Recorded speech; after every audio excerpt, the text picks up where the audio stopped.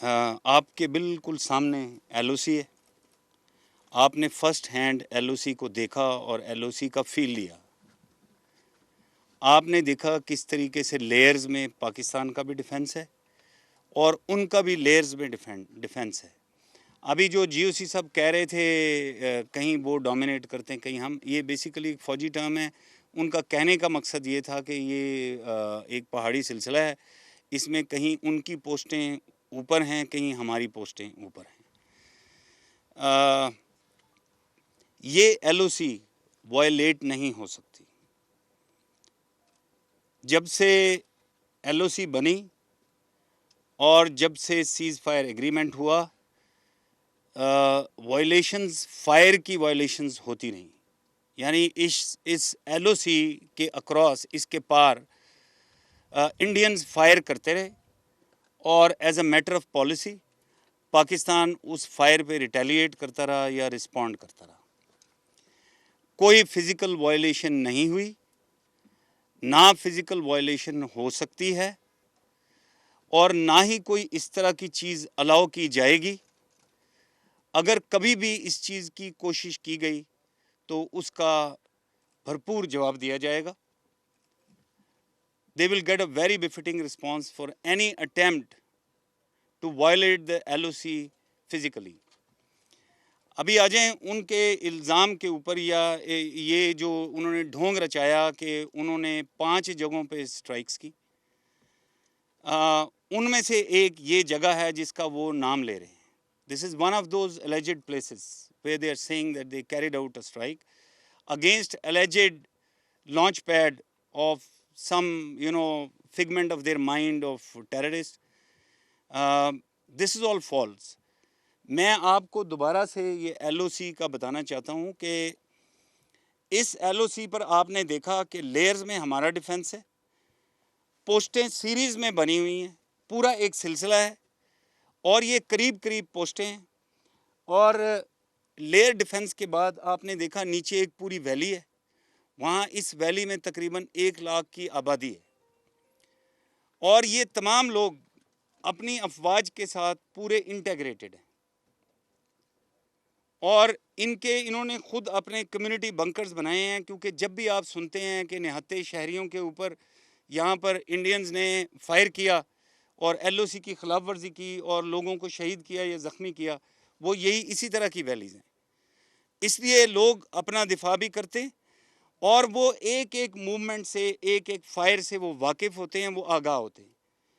इसी तरह आज भी ये अभी ये जो 28-29 का कह रहे हैं, ये तमाम लोग ये फुली इससे अवेयर हैं। मैं इससे पहले कि मैं आगे जाऊं, मैं आपको ये कहना चाहता हूं कि आज मैं आपको इधर एलओसी पे लाया हूं। आप कमांडर से मिले, इधर अभी ट्रुप्स भी हैं, आप इनसे भी मिलेंगे। उसके बाद मैं आपको दावत दूंगा कि आप वैली के अंदर जाएं और वहाँ पर आप जो लोकल आबादी है उन लोगों से मिलें, उनसे ख़ुद पूछें, वो आपको बताएंगे। बिकॉज़ इस इलाके में किसी जानवर की भी मूवमेंट अननोटिस नहीं जा सकती। लोगों को उसका पता चलता है, एक वर्ड स्प्रेड होता है, फ़ौरन एक बंदे से दूसरे बंदे, एक घर से दूसरे घर खबर जाती है। ये जितनी लेयर्स की हम बात कर रहे हैं, इनमें अगर परिंदा भी कोई पर मारता है तो पता चलता है। और इसमें सिर्फ ये नहीं है कि सिपाह एक पूरी डिप्लॉयड है लेयर्स के अंदर, इसमें पूरी वेपनरी, इक्विपमेंट, ऑब्जर्वेशन, सर्वेलेंस, हर चीज़ लगी हुई है, इस तरफ भी और उस तरफ भी। तो जैसा कि अभी जीओसी साहब ने कहा कि ये कैसे हो सकता है कि जिनके ऊपर स्ट्राइक हो उनको ही ना पता हो। और अभी मैं एक एक करके आपको बताऊंगा कि जितना ये स्ट्राइक का ड्रामा उन्होंने रचाया, अगर रात को उन्होंने फायर किया, जो 2 बजे के करीब फायर शुरू हुआ और सुबह 7 बजे तक ये 5 जगहों के ऊपर, ये कोई 250 किलोमीटर का स्पैन है जिसके अंदर उन्होंने मुख्तलिफ जगहों पे फायर खोला। और अगर एवरेज टाइम निकालें तो 2 बजे से लेकर सुबह 7 बजे तक तकरीबन उन्होंने ये फायर का सिलसिला जारी रखा और इसमें स्मॉल आर्म्स और मोटर्स का फायर था। और उसके बाद जब ये फायर बंद हुआ, क्योंकि इधर से भी बड़ा भरपूर जवाब दिया गया, बिफिटिंग रिस्पांस हुआ, तो ये फायरिंग का सिलसिला बंद हो गया। उनके फायर की वजह से ये ज़रूर हुआ कि ये सामने इसी इलाके में एक पोस्ट के ऊपर हमारे एक जवान की शहादत हुई जब पोस्ट के बिल्कुल करीब आके गोला गिरा और वो एमुनिशन उठा के अपने वेपन में लोड कर रहे थे।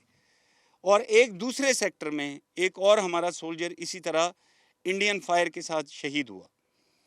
ये सरासर एलओसी की और सीज फायर एग्रीमेंट की वायलेशन है और हमने पहले भी कहा कि इसका भरपूर जवाब वो डिज़र्व करते हैं और इसकी पनिशमेंट उनको मिली और आइंदा भी कभी उन्होंने कोशिश की तो ज़रूर मिलेगी।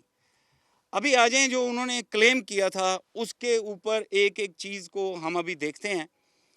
सबसे पहले उन्होंने कहा कि पाकिस्तान के खिलाफ सर्जिकल स्ट्राइक हो गई और वो पाकिस्तान के इलाके में घुसे और उन्होंने नंबर ऑफ लॉन्च पैड थे जो इल्ज़ाम वो लगा रहे थे उनको उन्होंने तबाह किया और वापस चले गए।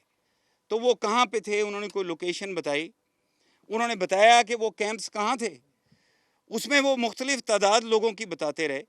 तो अगर इतने लोगों को वो इस साइड पर आए मार के गए तो ये पॉपुलेशन सारी इधर है, किसी बंदे को पता नहीं चला। इतनी लाशें इस इलाके में बिखरी हुई, उन्होंने अगर जो क्लेम किया तो वो किधर गई सारी, वो लाशें किधर गई, वो जनाजे किधर गए, कोई बंदे उठा के वो साथ ले गए, वो उन्होंने पेश क्यों नहीं किए। दूसरी बात आ जाए, अभी ये बॉर्डर की आप देख रहे हैं कन्फिग्रेशन, वो कह रहे हैं, कभी वो क्लेम ये करते हैं 1 से 3 किलोमीटर डीप गए, कभी वो ये क्लेम करते हैं कि वो 10 किलोमीटर डीप गए। आपके सामने ये एलओसी है, आप बताएं इस एलओसी से, इस रगड टेरेन के अंदर से जो 5 घंटे में वो कह रहे हैं कि हमारे ट्रूप्स 5 घंटे में उन्होंने सारा ये ऑपरेशन किया, क्या ये सारा कुछ मुमकिन है कि वो आए भी और इतने आराम से वापस भी चले गए। तो बंदों को उन्होंने फूलों के साथ मारा, कोई फायर की आवाज़ नहीं है, किसी चीज़ की फायर, किसी चीज़ की आवाज़ ही नहीं आई।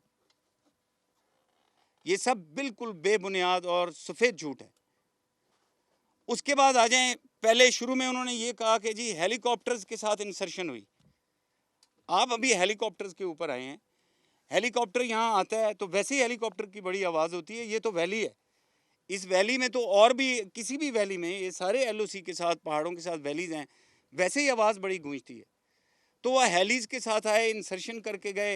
ये एलओसी पे इतना सिस्टम लगा हुआ है, उनको किसी ने इंगेज ही नहीं किया। वो इतना सेफली आए, इतना नीचे आए कि उन्होंने लोगों को उतारा और इतने ही नीचे फिर वापस भी चले गए। ये एक और झूठ था। उसके बाद आपने सुना फिर पैराट्रूपर्स का जिक्र होता रहा। तो हमने सब ने ये काम किया हुआ है, पैराट्रूपर्स ऊपर से नीचे आते हैं, तो अगर उन्होंने ऊपर से पैराट्रूपर्स नीचे उतार दिए, आज तक किसी ने नीचे से ऊपर पैराट्रूपर जाते नहीं देखा, तो वो पैराट्रूपर वापस कैसे चले गए। उसके बाद उन्होंने फिर जब ये झूठ नहीं चले तो उन्होंने कहा हमारी स्पेशल सर्विसेज थी, वो अंदर गई, उन्होंने इन्फिल्ट्रेट किया और ये एक्शन करके वापस आ गए। भाई ये पाकिस्तानी फ़ौज है, ये एलओसी पे बैठे हैं, इधर जितनी यूनिट्स हैं ये अभी वॉर ऑन टेरर लड़ के आई हैं, पूरी दुनिया ने इनका लोहा माना है। अल्हम्दुलिल्लाह इतना कामयाबी का रेट किसी का भी नहीं है, इतनी अचीवमेंट्स किसी भी की नहीं है वॉर ऑन टेरर में जितनी पाकिस्तानी फ़ौज की हैं। और कभी आप आए पाकिस्तानी फ़ौज के किसी जवान के साथ से इस तरह गुजर के देखें। तो ये सारे वो झूठ हैं जो उन्होंने घड़े और अपनी पब्लिक को पैसिफाई करने के लिए, उनको मुतमईन करने के लिए उन्होंने सब इस तरह की बातचीत की और आज तक उसको फिर सस्टेन नहीं कर सके, उसको मेंटेन नहीं कर सके। मैं इसीलिए आपको यहाँ तकलीफ़ दी कि आप आएँ, फ़र्स्ट हैंड इस इलाके को देखें। इसी तरह यूएन का एक मिशन है अनमोगेब, उनका मैंडेट ये है कि कोई भी अगर वायलेशन होती है वो इंडिपेंडेंटली इन्वेस्टिगेट करते हैं, वो भी इस इलाके में मौजूद हैं। और मैं आपको बताता चलूँ कि उनके 11 स्टेशन हैं, उनमें से 7 पाकिस्तान की तरफ हैं, 4 इंडिया की तरफ हैं। हमारे यहाँ वो आज भी इस इलाके में अपनी इंडिपेंडेंट इन्वेस्टिगेशन कर रहे हैं इस वायलेशन के बाद, और वो आते जाते भी हैं 7 के 7 स्टेशन पे। लेकिन इंडिया की तरफ 4 स्टेशन वो कभी उनको वो दिल्ली से आगे नहीं आने देते। तो क्या वजह है कि ना वो मीडिया को आने दे रहे हैं, ना वो इनको यूएन के मिशन को आने दे रहे हैं। तो कोई तो वजह है। मैं ये जो 5 जगह उन्होंने क्लेम किए हैं, अभी मैं आपके सामने नक्शा रख देता हूँ, आप इन 5 जगहों पर किसी एक जगह पर उंगली रखें ये चॉपर्स अभी भी इधर खड़े हुए हैं। मैं आप सबको किसी भी जगह पे लेकर जाने के लिए तैयार हूँ। आप ट्रुप से मिलें, आप वहाँ की आबादी के साथ मिलें, पॉपुलेशन से मिलें और आप खुद से देखें। तो इसीलिए मैंने आपको इसी सिलसिले में आपको तकलीफ़ दी थी। आप यहाँ आए, आपने देखा कि हमने शुरू में ख़ुद अनाउंस किया। अल्हम्दुलिल्लाह हमारे जो शहीद हैं उनके वरसा, हम में से हर कोई जिसने ये खाकी पहनी हुई है, इस मुल्क में हमने नमक खाया हुआ है, हर कोई इस मुल्क के लिए जान देने के लिए तैयार है। और जितने हमारे शहीद हैं वो उनके ख़ानदान और पाक फ़ौज और पूरी कौम उन पर फ़ख्र करती है। 2 शहीद हुए, मैंने आपको बताया कैसे शहीद हुए। उनके आबाई गांव में उनके जनाजे आप सारे कवर कर रहे हैं, उनके घर वालों से मिल रहे हैं, उनके साथियों से मिल रहे हैं जो उनको लेकर आए हैं वहाँ पर, और सब आपके सामने हैं। इसी तरह हमारे कुछ ज़ख्मी हुए थे। मेरी अभी जीओसी साहब से आते ही मैंने चेक किया, टोटल हमारे कोई 9 लोग थे जो फायर से ज़ख्मी हुए थे, और इन्होंने बताया कि वो मामूली ज़ख्म थे। वो सारे 9 के 9 लोग वापस अपनी ड्यूटी पर पहुंच गए। उनका जज्बा इतना ज़्यादा था कि वो सीएमएच तक गए और झेलम सीएमएच से ही उन्होंने इसरार किया जीओसी साहब को कि हम वापस जाना चाहते हैं, और वो अल्हम्दुलिल्लाह अपनी ड्यूटी के ऊपर वो वापस है मुख्तलिफ़ जगहों के ऊपर। आप में से बहुत सारे दोस्त मेरे से ये सवाल पूछते रहे कि जी उनकी भी कोई कैजुअल्टीज़ हुई हैं। हमने रिस्पॉन्ड किया बड़ा इफ़ेक्टिवली, और हमने फायर फॉर इफ़ेक्ट किया, और हमें यकीन है कि ज़रूर उनके भी कैजुअल्टीज़ हुई हैं। लेकिन वो क्यों उसको नहीं मान रहे, क्यों शेयर नहीं कर रहे, ये मेरा ख्याल है एक ऐसा सवाल है जो उनसे पूछना चाहिए। I am not ready and open for questions. ये बिल्कुल ये इस तरह की रिपोर्ट्स हैं कि वो सिविलियन आबादी को खाली करा रहे हैं, लेकिन यहाँ पे उनकी तारीख़ है। पहले भी जब उन्होंने किसी ज़माने में फेंस बनाई थी तो उस वक्त भी यहाँ से आबादी का इनखला किया उन्होंने। उसके बाद उसके अलावा भी वो जब भी वो ख़ुद से कोई फायर की वायलेशन करने लगते हैं, एक सेक्टर को हॉट करने लगते हैं, तो वो इस तरह की चीज़ें करते हैं, इस तरह की हरकतें करते हैं। अभी तो वो मुझे ख़ुद बड़े पैनिक में लग रहे हैं, लेकिन आप देखें अल्हम्दुलिल्लाह हमारे तमाम लोग मोर्चों में मौजूद हैं और तैयार हैं, और किसी किस्म का भी जवाब देने के लिए भी तैयार हैं। अगर उन्होंने कोई भी हरकत की, कोई अगर वायलेंट एक्शन करने की कोशिश की, कोई भी उन्होंने वायलेशन की, ट्रांसग्रेशन की, उसका भरपूर उनको जवाब मिलेगा। जी, ये मेरा ख्याल है पहले भी मैंने कहीं जिक्र किया था कि ये एक रूटीन की चीज़ है कि डीजीएमओज़ की हॉटलाइन है, और इसमें डीजीएमओज़ भी बात करते हैं, उसके निचले लेवल पे भी बात होती है। जब भी वायलेशन होती है या उनकी रिक्वेस्ट के ऊपर या हमारी रिक्वेस्ट के ऊपर बातचीत होती है। इस वायलेशन पे भी बातचीत हुई, और बातचीत यही थी कि वो ज़ाहिर है हमारा अपना एतराज़ था कि जी क्यों आपने फायर स्टार्ट किया। उनका अपना बहाना था कि जी चूँकि हमें कोई मूवमेंट नज़र आई तो हमने फायर किया, और हमने जो भी उन्होंने बाद में वो मीडिया में कहते रहे, उन्होंने बड़ा लिमिटेड सी स्केल में ये कहा कि जी हमने चूँकि हमें मूवमेंट नज़र आई थी, हमने फायर किया, एक्शन किया है। और उसके ऊपर हमारे डीजीएमओ ने कहा कि बिल्कुल आपने फायर किया है, जो बड़ी ज़्यादती की आपने, हम इसको बड़ा सीरियसली कंडेम करते हैं, और ये फायर नहीं होना चाहिए, आइंदा भी नहीं होना चाहिए। हमारी तरफ से कोई इधर कोई मूवमेंट नहीं हुई, और जो भी एलिगेशंस लगा रहे हैं इस तरह की कोई हकीकत नहीं है। और हमने पहले ही कहा हुआ है कि as a matter of state policy हम किसी किस्म की इन्फिल्ट्रेशन, किसी किस्म का एक्सपोर्ट ऑफ टेररिज्म, कोई चीज़ हम अलाउ नहीं करते। और इस चीज़ का इदराक, ये ख़ुद एक्नॉलेजमेंट ख़ुद आपने देखा इंडियन सिविल और मिलिट्री लीडरशिप पिछले कुछ अरसे से करती आ रही है। लेकिन अभी यकदम उन्होंने चूँकि एक हाइप क्रिएट की हुई थी, हमारी यही असेसमेंट है, अपनी पब्लिक को उन्होंने मुतमईन करना था, इसलिए उन्होंने फायर की वायलेशन करके उसको कोई और नाम दे दिया। I think you should ask this difference from the Indian DGMO. Why? Because I am telling you there are only two things that can happen, that they could violate LOC with fire, or they could violate it physically. I mean, they could physically cross the LOC, that is what they are saying. But I am telling you that yes, they did fire across the LOC and they violated LOC and ceasefire agreement. But there has been absolutely no physical violence of LOC, no crossover, no action beyond LOC. This is an absolute white lie, unfounded story which has been concocted by them. कोई attempt भी नहीं हुई. ये जो आप अभी बात कर रही थी, the way Shaima you said that they are claiming that they have caused any damage. Where is that damage? This is what we are saying. If they have caused that damage to us, so we don't know that any damage has been caused to us. And you can go and meet the civilian population. Where have they caused that damage? You know, our side is open to the UN mission, to the media as we are already sitting here, and to the general public. So this is all nonsense, and the GOC said this is incomprehensible. Nothing of the sort has absolutely happened here. Let GOC wants to say something. I just want to add what General Bajwa said in his Urdu briefing, which you missed probably. Yes, I did. And that is, if there was some damage, there would have been dead bodies which were picked up. There would have been some hue and cry in the civilian population.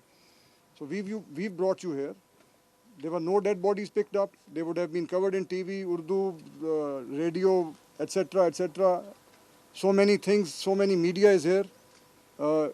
Has anybody heard about any dead bodies being picked up from the Azad Kashmir area? If not, it's a total lie. It never happened. And there's no damage which took place. It's only the posts which were hit. Yeah. Which were hit, and that's Hit with fire. Hit with fire, and that is what happens normally on LOC. We hit them, they hit us. This is what happens. Actually, it is otherwise. Once they hit us with fire, Only then we respond. we respond. 2002 वाली situation देखें, मैंने आपको पहले बताया कि ना हमने fire initiate किया, ना एस्केलेशन इधर से बढ़ाई जा रही है. ये फायर करना और उसके बाद जितनी भी बातचीत आप सुन रहे हैं, जितनी भी ये रेटोरिक सुन रहे हैं एट ऑल लेवल्स, ये इस वक्त एस्केलेशन सारी की सारी भारत की जानब से की जा रही है. हम एस्केलेशन नहीं चाहते, लेकिन जैसा कि मैं पहले बहुत दफ़ा कह चुका हूँ कि हम तैयार हैं, हम मोर्चों में बैठे हुए हैं. अगर कोई इस किस्म की हरकत की जाएगी, अगर कोई वॉलेंट एक्शन या कोई फिज़िकल एक्शन की कोशिश की जाएगी, इवन फायर की भी की जाएगी, वो कुछ भी करेंगे, उसका जवाब हर सूरत में उनको भरपूर मिलेगा. दूसरी बात ये रह गई कि क्या स्टेट डिपार्टमेंट ने जो भी कहा है, ये आपने क्यों एज्यूम कर लिया कि उसके बारे में अपडेट नहीं किया जा रहा. जो भी अभी बयानात आ रहे हैं दुनिया की तरफ से, वो तहम्मुल के, सब्र के, दोनों के लिए आ रहे हैं. और पूरी दुनिया यही कहती है कि दहशतगर्दी को रोकना है.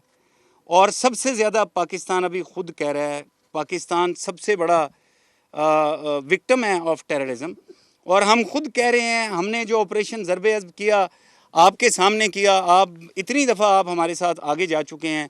ये इनडिस्क्रिमिनेट ऑपरेशन है, हर तरह के और तमाम टेररिस्ट के ख़िलाफ़ यह ऑपरेशन है. हम खुद दहशतगर्दी की जंग लड़ रहे हैं. तो ये एक जनरल टर्म्स है. हम पहले ही ये, हमने किसी मुल्क के लिए तो ये नहीं करना, हम तो अपने लिए कह चुके हैं कि हम अपने मुल्क में दहशतगर्दी का ख़ात्मा चाहते हैं. और एज अ पॉलिसी हम कभी भी अपनी सरजमीन को दहशतगर्दी के लिए इस्तेमाल नहीं होने देंगे. ये GOC खड़े हैं, ये ब्रिगेड कमांडर खड़े हैं. इनएडवर्टेंट क्रॉसेस, जो लोग भूल के, रास्ता भूल के क्रॉस कर जाते हैं, ये यहाँ की रूटीन है. लोग आ जाते हैं, पार चले जाते हैं. कभी लोग अपने रेवड़ के साथ, जानवरों के साथ आते जाते हैं, पकड़े जाते हैं, लेकिन उनका एक प्रोसीजर है, एक वेरिफिकेशन का एक सिस्टम है, उसके थ्रू जाते हैं. फिर राब्ते होते हैं ऑफिशियल लेवल के ऊपर, और फिर वो लोगों को वापस कर दिया जाता है.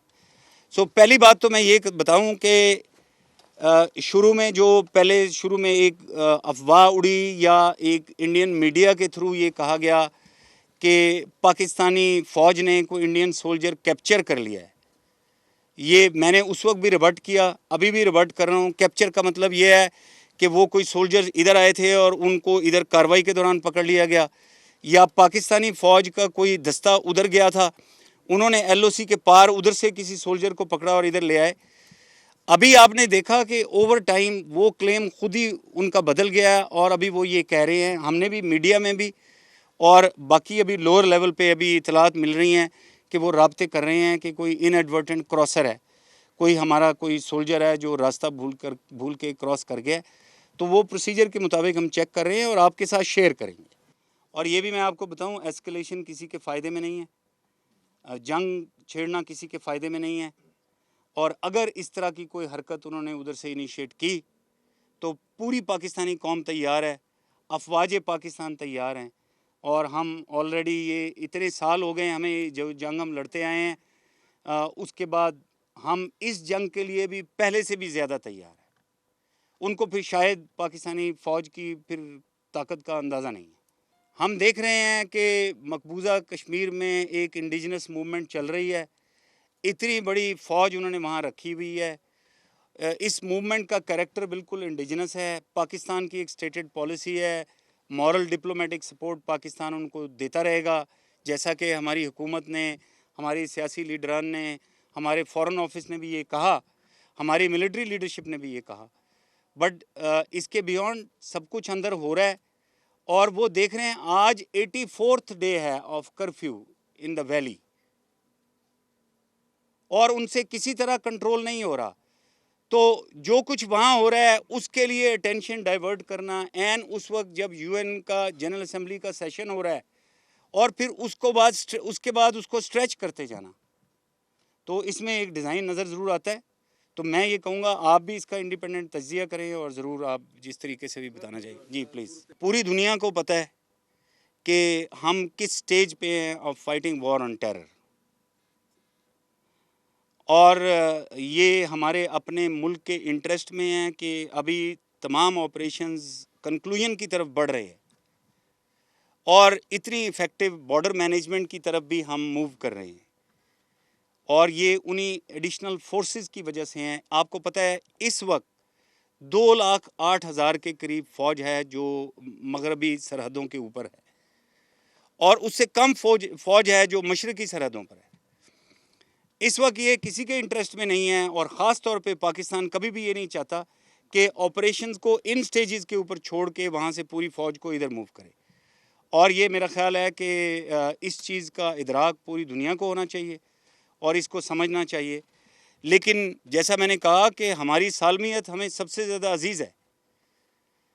पाकिस्तान की खातिर जो भी करना पड़ेगा, जो भी ऑपरेशनल मेजर्स लेने पड़ेंगे और हर सतह के ऊपर जो करना पड़ेगा वो होगा।